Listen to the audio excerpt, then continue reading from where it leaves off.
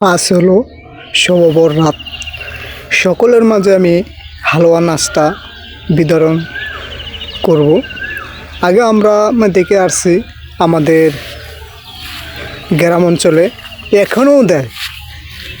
বিশেষ করে আপনার ঢাকা শহর অথবা গাজীপুর শহরের মাঝখানে কিছু কিছু এলাকা রয়েছে, তাদের মাঝে আমি কখনো দেখিনি হালুয়া নাস্তা বানাতে অথবা মসজিদে নিয়ে যেতে, তাও আমি দেখিনি। আর আমাদের দেশ গ্রামে অভাব নেই এইসব নাস্তা মসজিদে নিয়ে যেয়ে যারা নামাজ পড়ে বের হচ্ছে হাতে হাতে সবাইকে দিচ্ছে।